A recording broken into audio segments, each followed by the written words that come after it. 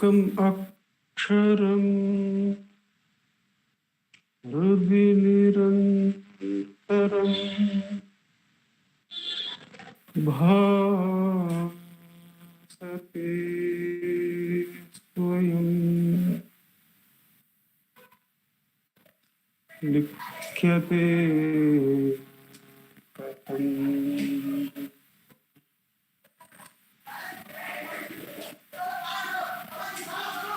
हृदय कुहर मध्ये केवलं ब्रह्ममात्रम् यहम् इति साक्षात् आत्मरूपेण भाति हृदि विषमनसा स्वं चिन्वता मज्जता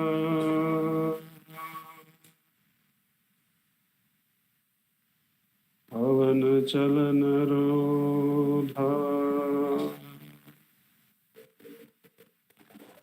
आत्मनिष्ठो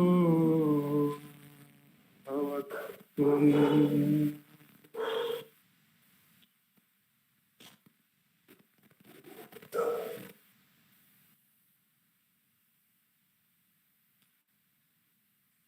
देहं मृण्मयवत् जडात्मकम्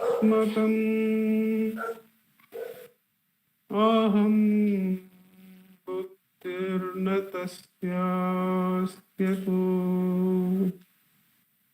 नाहं तत्तत भावशुक्तिसमये सिद्धात्मसद्भावः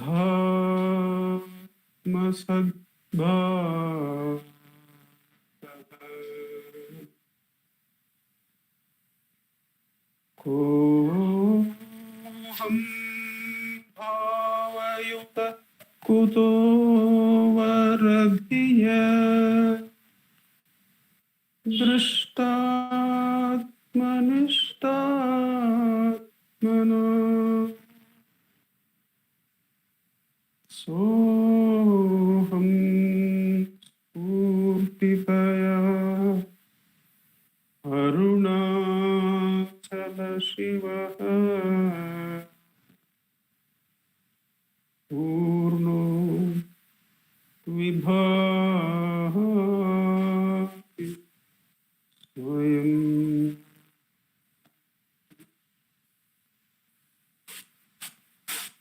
सोऽहं स्फूर्तितया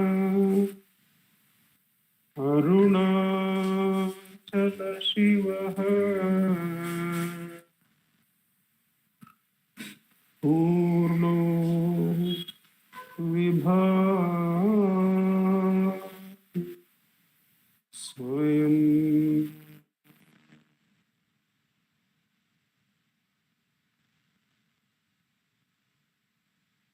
Namo Ramana.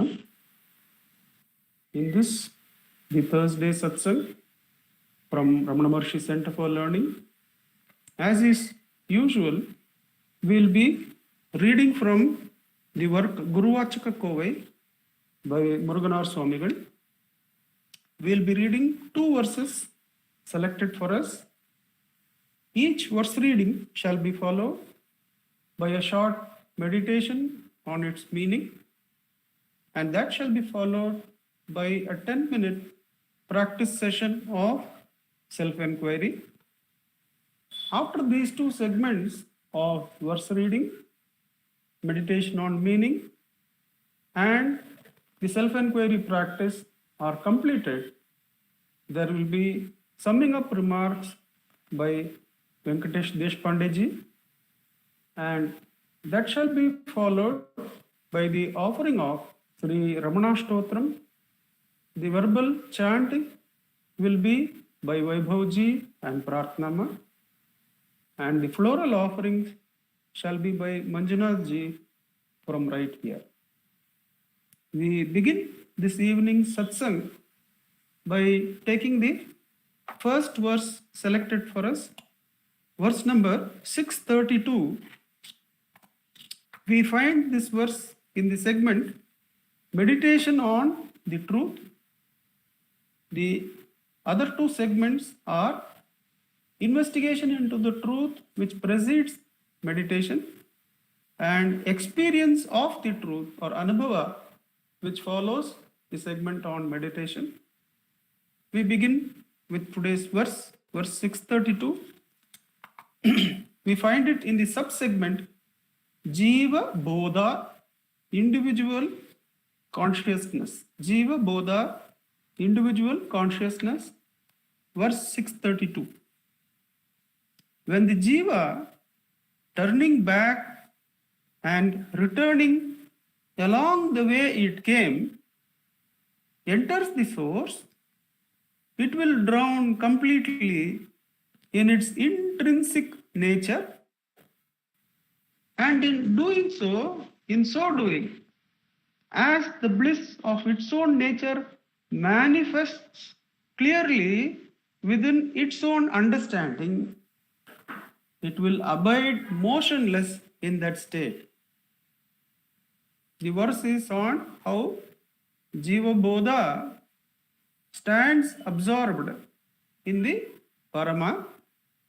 When the Jiva, turning back and returning along the way it came, enters the source, it will drown completely in its intrinsic nature, and in so doing, as the bliss of its own nature manifests clearly within its own understanding, it will abide motionless in that state. There is a note, this is from Sri Ramana Darshanam, pages 49 and 50. Let us read the note and then, if necessary, make some meditation on the meaning of the verse, which is very clear.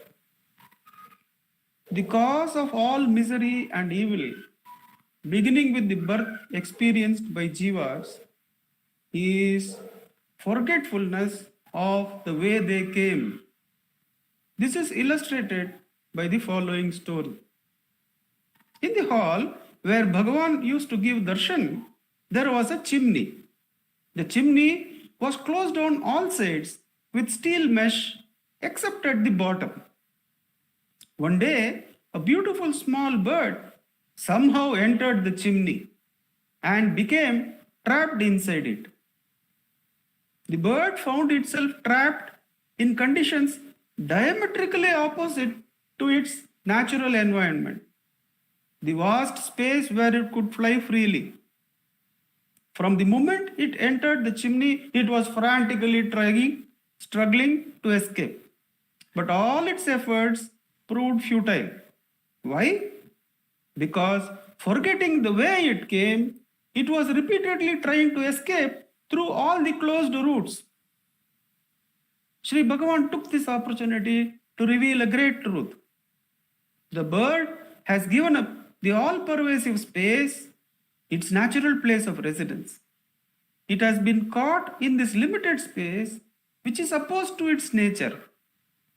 Not knowing how to escape this prison, it is agitated and afraid. Like this bird, Jivas have also given up their natural place of residence, the vast space of consciousness. Through the delusion of ignorance, they have become trapped in the prison of the body. Without knowing how to escape, they are tormented by various afflictions.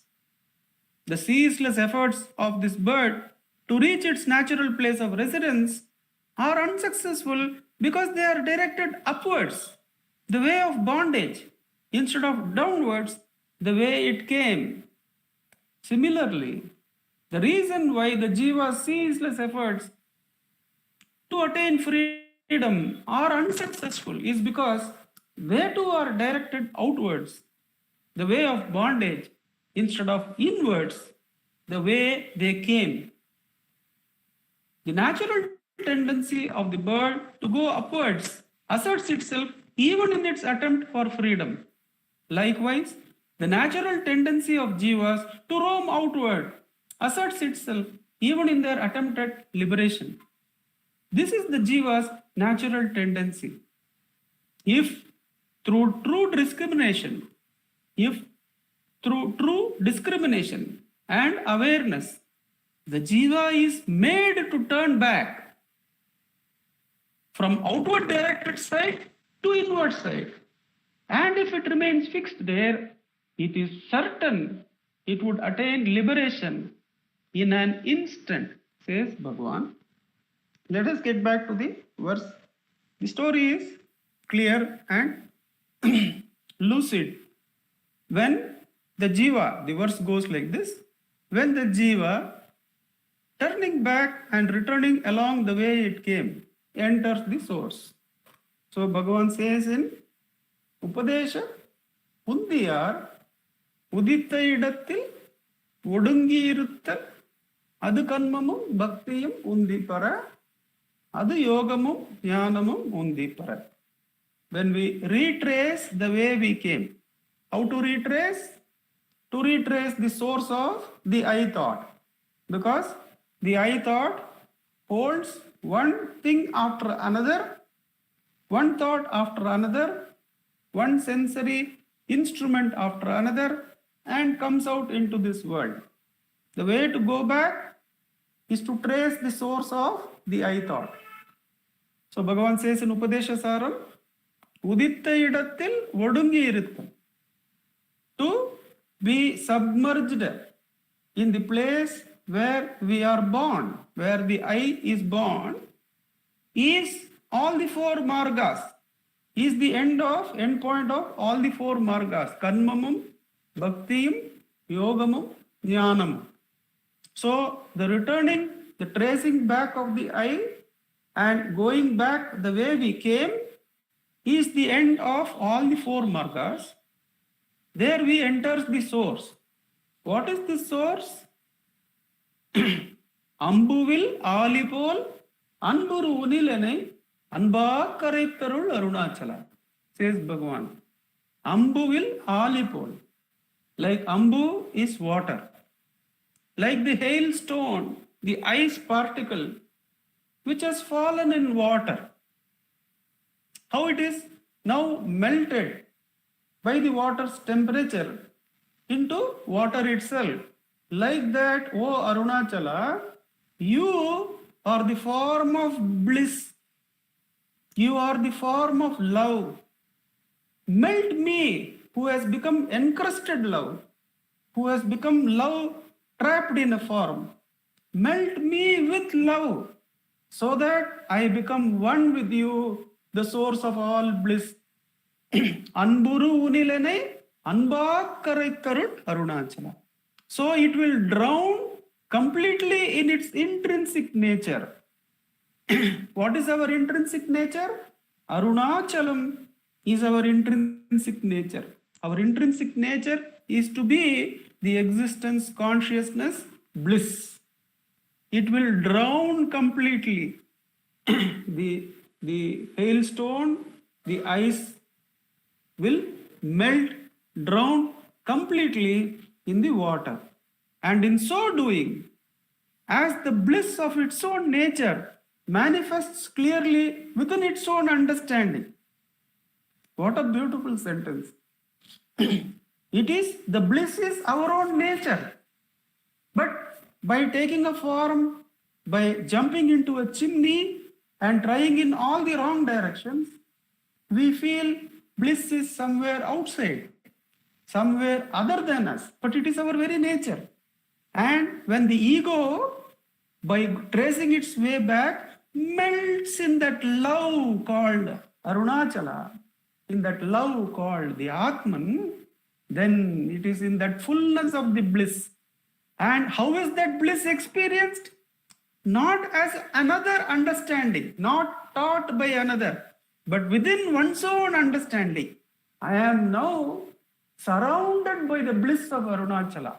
I am now melting into that love of Arunachala, is not felt as alien, as something other. It is found and understood within our own understanding. And this understanding, the mathematicians of today say that this understanding is beyond all calculation, is beyond all computation.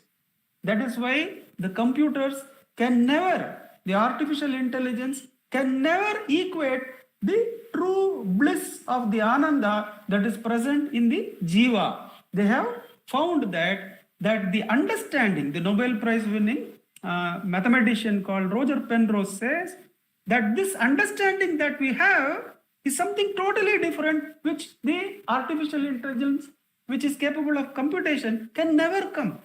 This is something in the jiva, it is intrinsic. That understanding, within that understanding itself, there is this bliss. I am now melting in Arunachala. I am now having Sayujya with my Guru. As Kohan says, when Ganeshanana asks him, where are you? When Kohan says, towards the end of his dropping of mortal coils, he says, I am one with my Guru Ramana.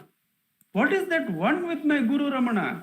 To be absorbed in that Anguru, to be absorbed in that bliss, knowing fully well that that bliss is my intrinsic nature. In so doing, as the bliss of its own nature manifests clearly within its own understanding, I am in the bliss, the limitless bliss. This somebody else need not come and tell me. It is within my own. I understand. As I go back the way I came and drown in that source, then naturally, why will I live that limitless bliss? It will abide motionless in that state. Now in that Anburu, why I will take a form again and say, when Bhagavan comes to Tiruvannamalai and sees Arunachala, he says, Kandavan nevan enna karuthinul nada, Kandavan endrida nindrathu kandeen, Kandanan endrida karutezhavillai, Kandilan endrida karutezhuma.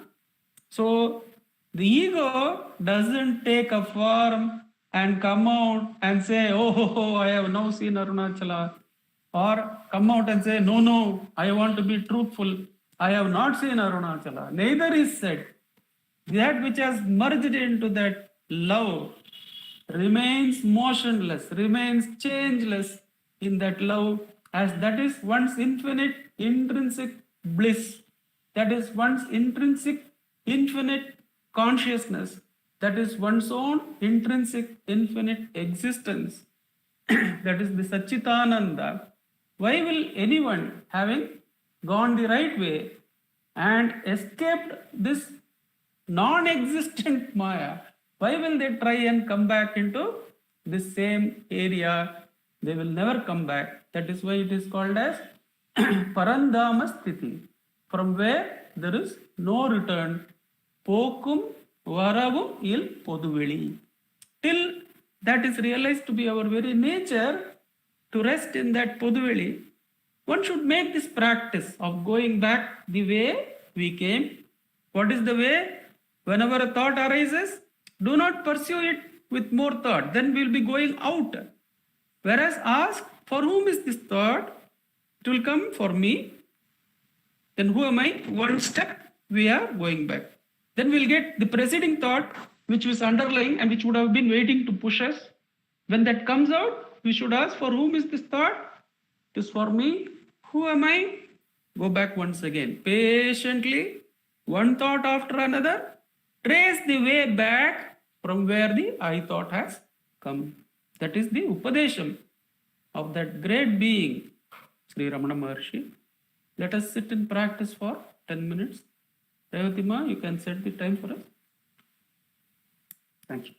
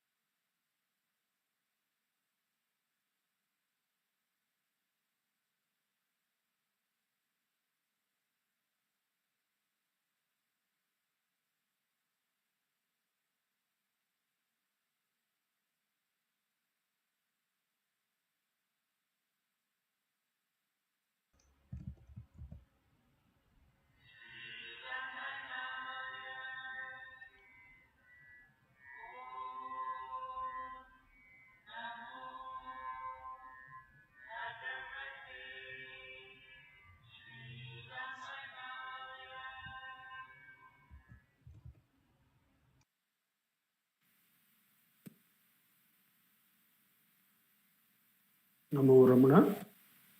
We go on to the reading of the second verse selected for us, verse number 730.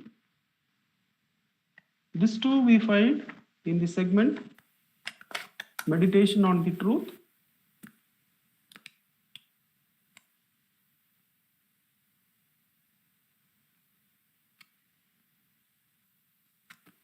This is in the sub-segment Bhakti and Vichara. Bhakti and Vichara, verse number 730.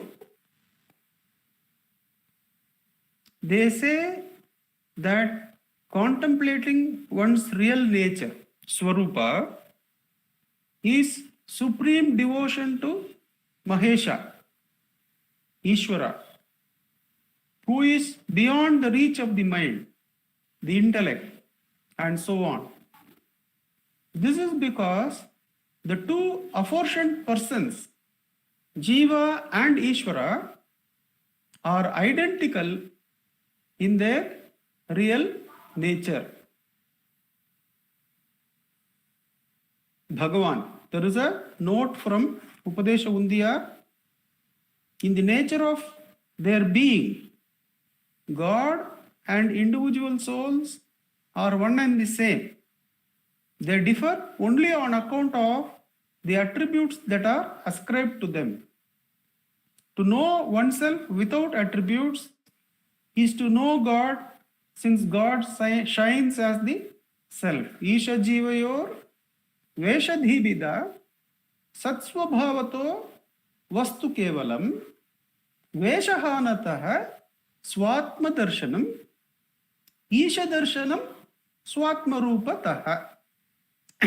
The two verses which are translated here, in the nature of their being, the existence, God and individual souls are one and the same in Satsvabhava.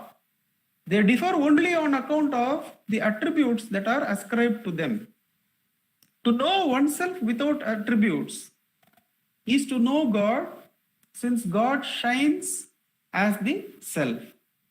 There is one more from Maharishi's Gospel. Question: what is the relationship between Jnana and Bhakti? What is the relation between Jnana and Bhakti? Bhagavan: the eternal, unbroken, natural state of abiding in the self is Jnana. To abide in the self, you must love the self, since God is verily the self. The love of the self is love of God. That is Bhakti. Jnana and Bhakti are thus one and the same. I'll read that again. What is the relation between Jnana and Bhakti?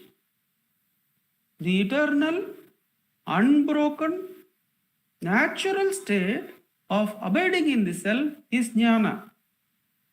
To abide in the self, you must love the self.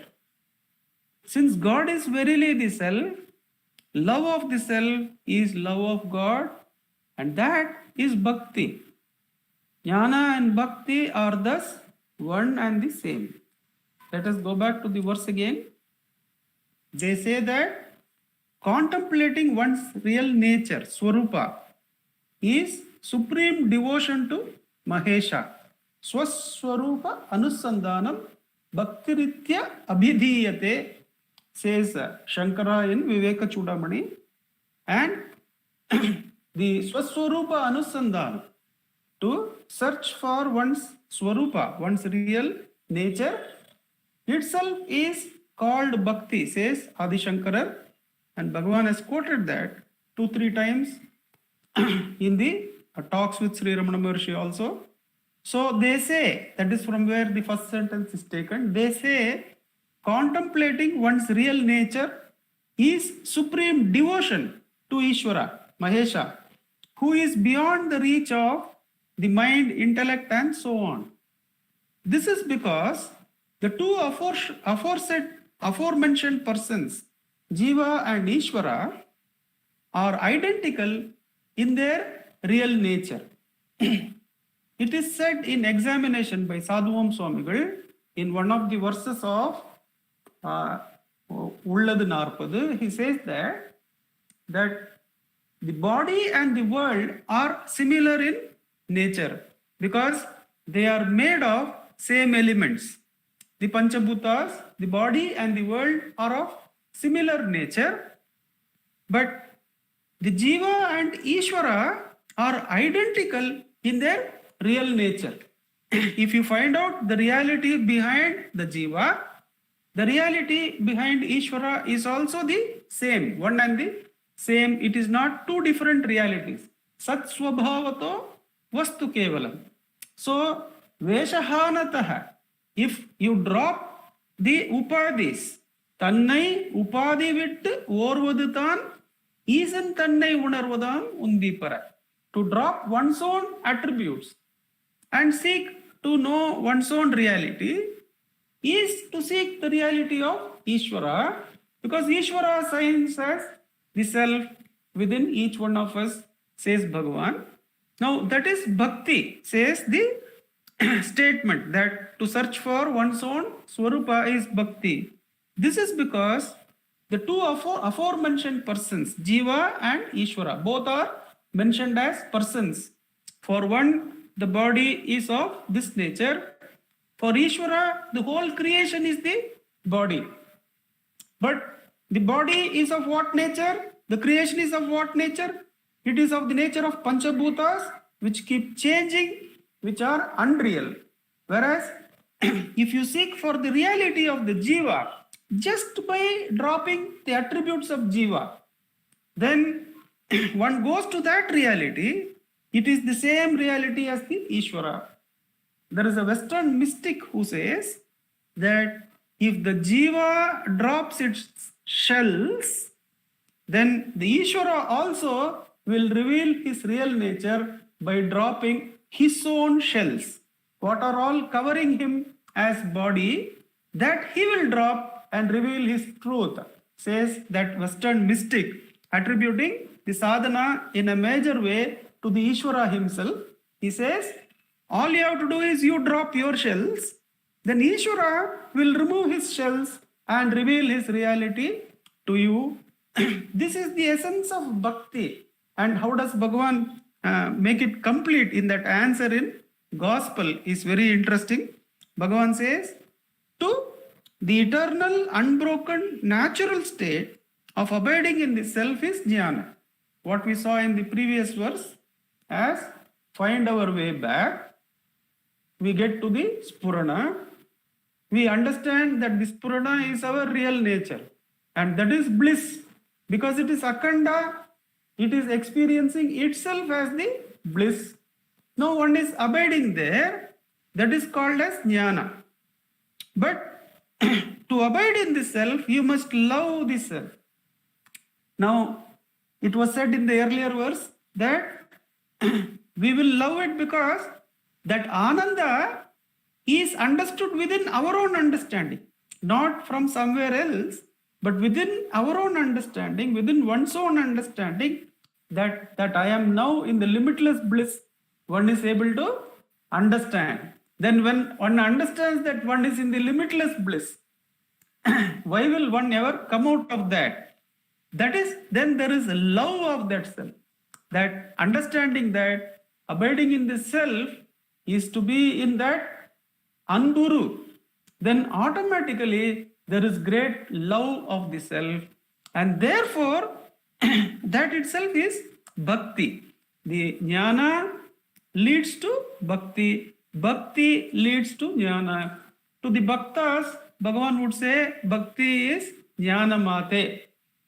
To jnana marg is, the experience is that as one follows Bhagavan's teachings in jnana, all his bhakti marga teachings becomes crystal clear. Surrender, the way to surrender and the beauty of surrender becomes so clear to the jnana marg. Hare, what a simple way in which this same path could have been done in surrender. I am reaching the same spot where I would have reached if I had followed Lakshmi Amma. If I had merely surrendered to Bhagavan, it is the very same self I would have reached. Therefore, there is no difference in bhakti and jnana. Those who come through jnana marga, to them, the beauty and the simplicity and the beauty of offering everything to God and allowing God to lead us into that self is clearly understood. And one simply loves that surrender because there is no complication of intellect or anything there. Just one has to let go. It is so simple.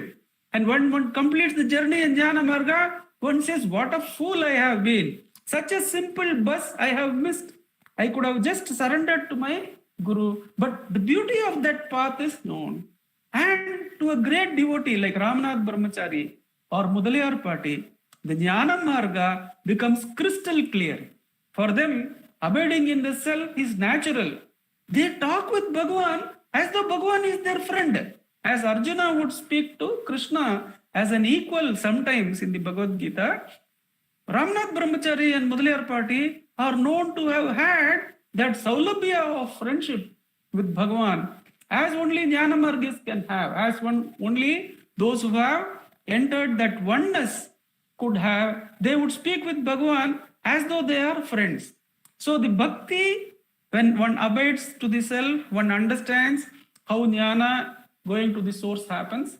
When one follows jnana, one understands that beauty, that simplicity of surrender. How Draupadi was blessed, one understands. Just let go of the last hold. What hold you want to have, just let it go. Then Bhagavan takes over and one realizes the truth that it has always been Bhagavan who has been doing everything. That is how the Swaswarupa Anusandhanam, the searching for one's own source, as we have this complicated intellect to go beyond it and search for one's reality, is bhakti, is love of the self, and the beauty of surrender is automatically realized by such ones, and they have great reverence for Bhagavan. The test of a true Jnanamargi in Bhagavan is that does he have limitless reverence for Bhagavan, limitless reverence for what Bhagavan has done in their life. That is the test that the Jnana Marga is complete. If the Bhakti Marga is not understood, then the Jnana Marga is not complete. That's why Bhagavan says here, Swaswarupa Anusandhanam is itself bhakti, love of the self. If love of the self is not there, then the jnanam is not complete. Jnanam is complete when one understands this itself is love of the self. With Bhagavan's immense grace, dropping all differences between the paths, let us do the Swaswarupa Anusandhanam, searching for the truth of the Jiva Bhava, because in Satsva Bhava, both Jiva and Ishvara are one and the same. With Bhagavan's immense grace, let us sit in Atma Ucharan for 10 minutes. Rehatima will request you again.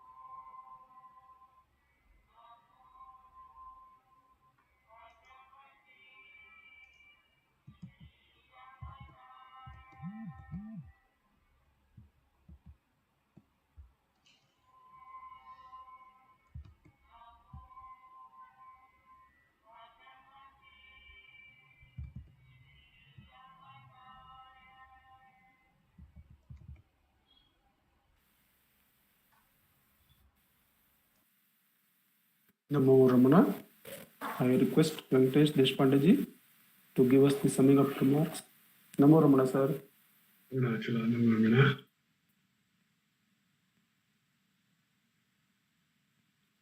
Gurur Brahma, Gurur Vishnu, Gurur Devo Maheshwaraha, Gurur Sakshat Parabrahma, Tasmai Shri Gurave Namah.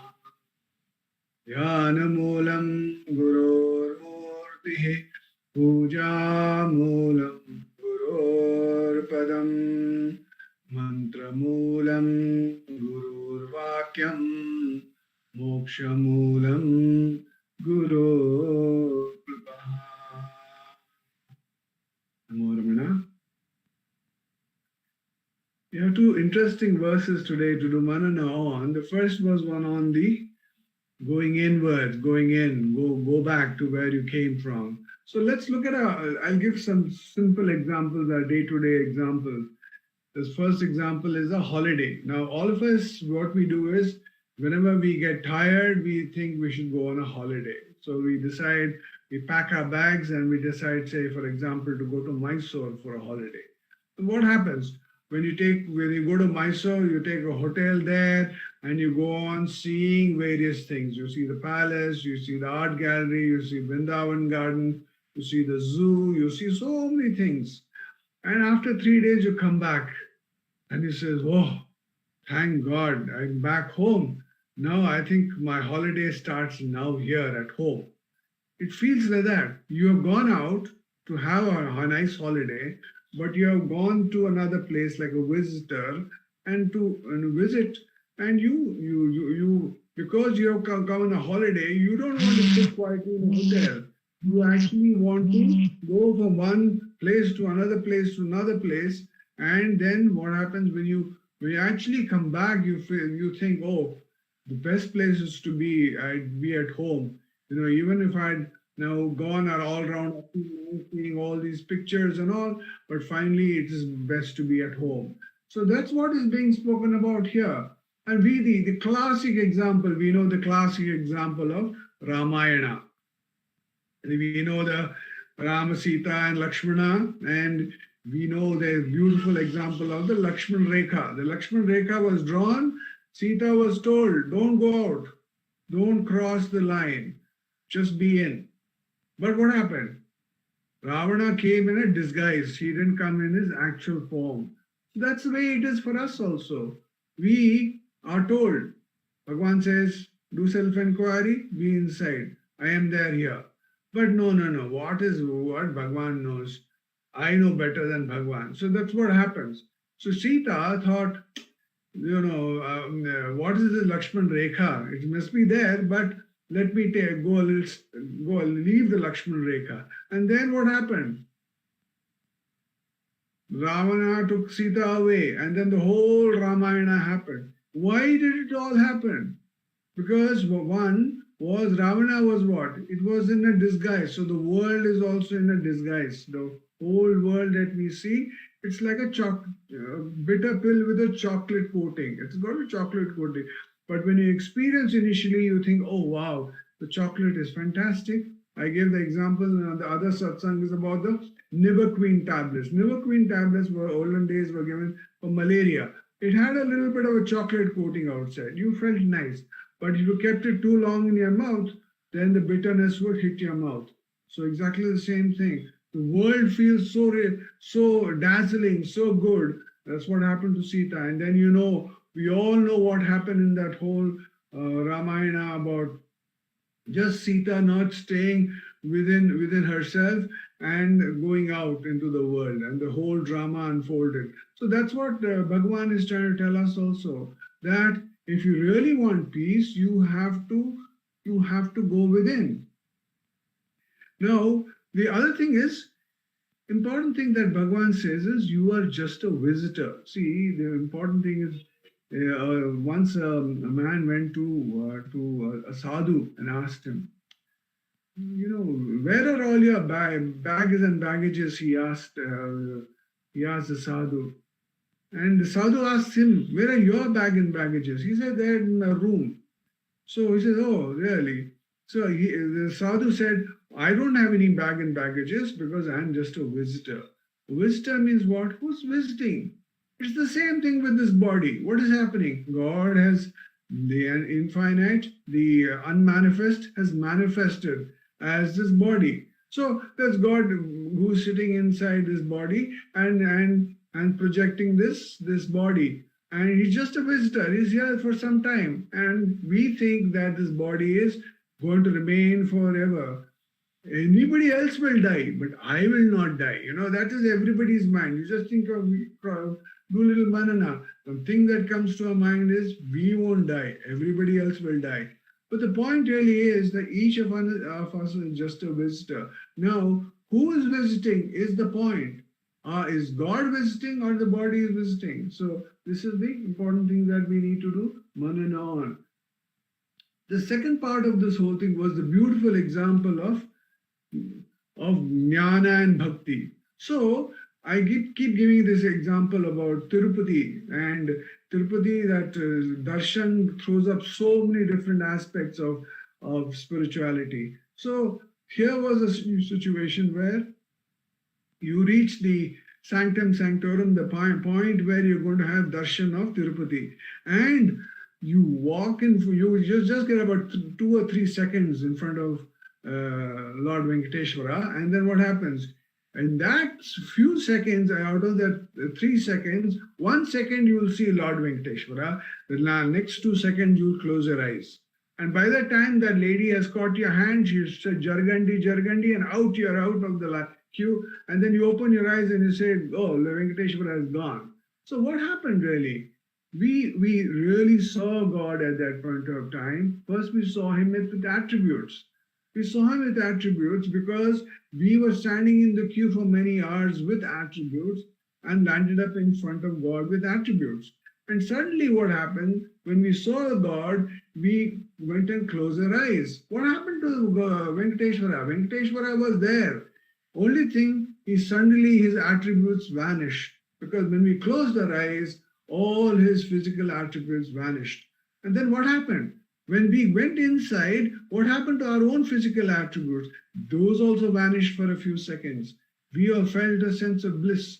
We felt a sort of union between Venkateshwara and me. There was a union between God and the human being. So then what happens? So this is what Bhagavan is saying. When you drop the attributes, then what happens? Then automatically there is no separation between yourself and the self, between God and you. God and you, the reality is the same. And this is a very, very important thing. And this has happened in Bhagavan's life also. Even Bhagavan was in Tiruvannamalai, he was in bliss. He was with attributes. He was in bliss. Few of the devotees understood the bliss. Many devotees did not understand the bliss. Then Bhagavan said, okay, one day I will, in 1950, I will drop all my attributes. And he became from Saguna to Nirguna. And then what happened? Everybody wondered, where's God gone? But till date, since 1950 till date, everybody goes to Tiruvannamalai. Where is the attributes of Bhagavan? Bhagavan says, where can I go? He made that statement. Where can I go? Why did he make that statement? Because he says, my reality is not those attributes. It's not that. Once you understand who Bhagavan really is, that's when he dropped his attributes. That's what Bhagavan wants us to do. He wants us, by doing self-inquiry, to drop our attributes. When you drop our attributes, then what happens? You have experience, you have knowledge of yourself. And when you have knowledge about yourself, anything that you like doing, we look at it in our lives, anything that we like to do, even any knowledge. For any knowledge, for example, knowledge of chemistry. If you wanted to learn chemistry, you would learn and get great knowledge. Why would you do it? Because you loved chemistry. You loved that subject. That's why you would do that. So exactly the same thing gets translated in spirituality, where you have love for God. When you have love for God, then what happens? All the attributes. Today ask, where is God? Where is Bhagwan? What is Bhagwan? Bhagwan may be in the pictures, in the books, in the thing, but where is Bhagwan? We close our eyes and we experience God. Bhagwan is saying, aham iti sakshat atma rupena bhati. So God is here in the heart of each one of us. But we don't seem to see that because we're stuck with the attributes and we think God will also come in the form of attributes. But that also is a limited God. Even if Ramana comes with attributes, that's also a limited, because those attributes are going to be dropped away and you have to experience that God within. So how do you experience the God within? His love for God. You should be able to drop everything. You should be able to, if God comes in a second and says, Venkatesh, come on, come with me. Drop all your possessions, drop all your everything that you have. Come with me. I should be ready to move and merge in with God. That should be the level of detachment. That should be the love of God that each one of us should have with Bhagwan. Bhagwan's feet. That's very important. If we have that love, then what happens is we will merge and we will always be with Bhagwan. And that's the union of jnana and bhakti. Love for God, they always say that there's never a jnani, there's only jnana, there is only jnana, there is love for God. When you have love for God, you are omnipresent, omnipotent and omniscient once you are merged into Bhagwan.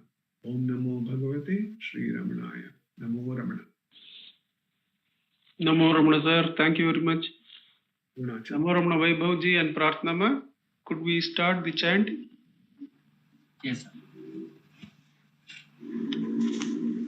नमो रमण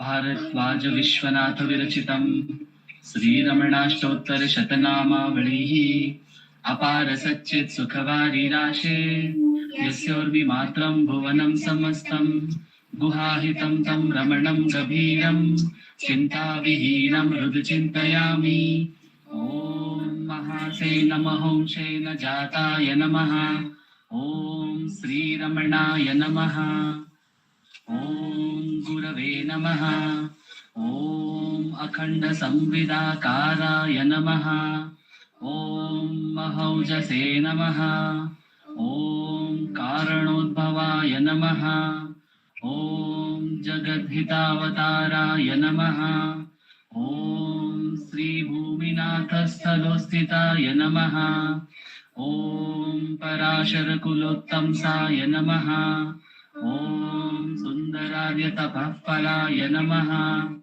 ॐ कमनीयसुचारित्राय नमः ॐ सहायाम्बा सहायवते नमः ॐ शोणाचलमहोलीनमानसाय नमः ॐ स्वर्णहस्तकाय नमः ॐ श्रीमद्द्वादशान्तमहास्थले लब्धविद्योदयाय नमः ॐ महाशक्तिनिपातेन प्रबुद्धाय नमः ॐ परमार्थविदे नमः ॐ तीव्राय नमः ॐ पितृपदान्वेषिणे नमः ॐ इन्दुमौळिना पितृमते नमः ॐ पितुरादेशदक्षोणशैलं प्राप्ताय नमः ॐ तपोमयाय नमः ॐ उदासीनाय नमः ॐ महायोगिने नमः ॐ महोत्साहाय नमः ॐ कुशाग्रधिये नमः ॐ शान्तसङ्कल्पसम्रम्भाय नमः ॐ सुसन्दृशे नमः ॐ सवित्रे नमः ॐ स्थिराय नमः ॐ तपक्षपितसर्वाङ्गाय नमः। ॐ फुल्लाम्बुजविलोचनाय नमः। ॐ चन्द्रिकासितः श्रीमण्डिताननमण्डलाय नमः। ॐ चूतवाट्यां समासीनाय नमः। ॐ चूर्णिताखिलविभ्रमाय नमः। ॐ वेदवेदान्ततत्त्वज्ञाय नमः। ॐ चिन्मुद्रिणे नमः। ॐ त्रिगुणातिगाय नमः। ॐ विरूपाक्षगुहावासाय नमः। ॐ विराजितचलाकृतये नमः। ॐ उद्दीप्तनयनाय नमः। ॐ पूर्णाय नमः। ॐ रचिताचलताण्डवाय नमः। ॐ गम्भीराय नमः। ॐ परमाचार्याय नमः। ॐ सुप्रसन्नाय नमः। ॐ अभयप्रदाय नमः। ॐ दक्षिणास्य निभाय नमः। ॐ धीराय नमः। ॐ दक्षिणाभिमुखाय नमः। ॐ स्वराजे नमः। ॐ महर्षये नमः। ॐ भगवते नमः। ॐ ईड्याय नमः। ॐ भूमविद्याविशारदाय नमः। ॐ विमलाय नमः। ॐ दीर्घदर्शिने नमः। ॐ आप्ताय नमः। ॐ ऋजुमार्गप्रदर्शकाय नमः। ॐ समदृशे नमः। ॐ सत्यदृशे नमः। ॐ सत्याय नमः। ॐ प्रशान्ताय नमः। ॐ अमितविक्रमाय नमः। ॐ सुकुमाराय नमः। ॐ सदानन्दाय नमः। ॐ मृदुभाषिणे नमः। ॐ दयार्णवाय नमः। ॐ श्रीशोणाचलऋद्भूतस्कन्दाश्रमनिकेतनाय नमः। ॐ सद्दर्शनोपदेष्ट्रे नमः। ॐ सद्भक्तवृन्दपरिवृताय नमः। ॐ गणेशमुनिवृन्देन सेविताम्घ्रिसरोरुहाय नमः। ॐ गीतोपदेशसारादिग्रन्थसञ्चिन्न संशयाय नमः। ॐ वर्णाश्रममतातीताय नमः। ॐ रसज्ञाय नमः। ॐ सौम्याय नमः। ॐ आत्मवते नमः।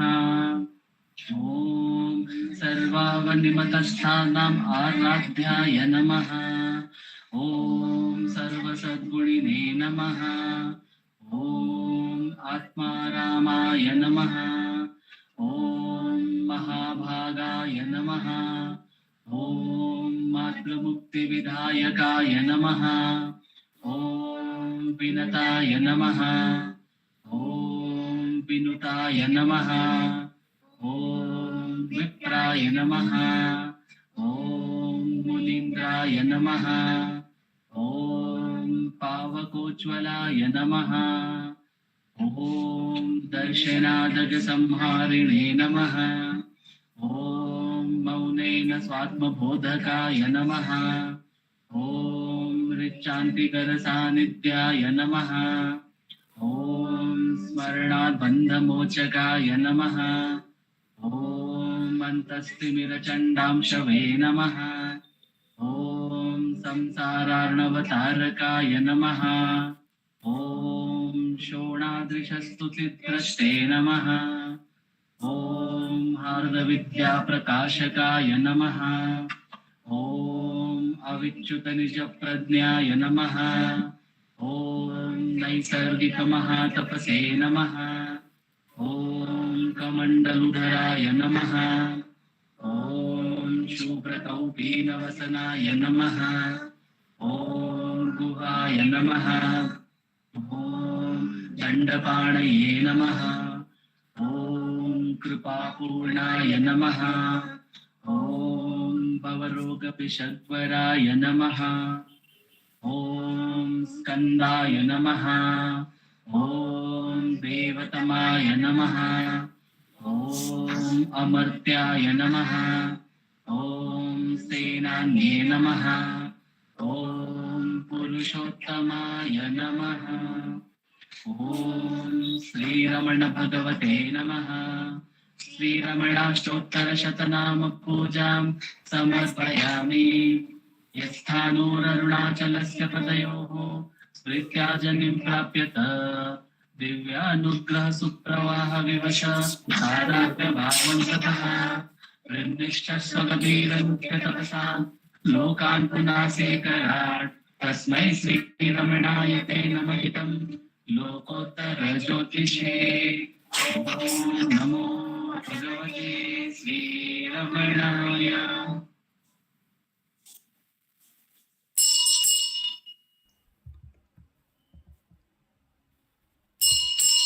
नमो नमो नमो रमण सदाशिव प्रभावरण नमो महर्षि महर्षि दर्शन सुख मंगल मुख सकल जीवहित सम्मुख ब्रह्म संधिये सदा तुष्ट सदा मित्र सदा शिवानंद पुष्ट परम महर्षि ब्रह्मनिष्ठ समदर्शि नमो नमो नमो रमण सदाशिव प्रभावरण नमो महर्षि नमो महर्षि ನಮ್ಮ ಮನವದೊಂದು ಕಾಡು ನೀನರಿತಿಹೆ ಅದರ ಜಾಡು ಹಿತವನರಿತು ನೀಡುತ್ತೆನ್ನ ಕೊರೆಯ ತಣಿಸಲೈ ಬೇಡಲೆಂದು ಬಂದ ನಾವು ನೋಡಿಯೇ ಕಳಿವೆವಯ್ಯ ಮೋಡಿಗಾರನೇ ಹಿತವನುಡಿದು ಕೊರೆ ನಮ್ಮನು ಬ್ರಹ್ಮ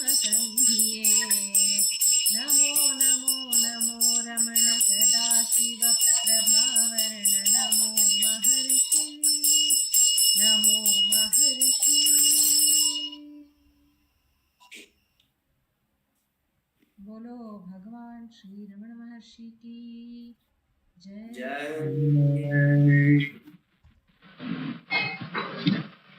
ನಮೋ ರಮಣ ಅಕ್ಕ, ಎಲ್ಲರಿಗೂ ನಮೋ ರಮಣ.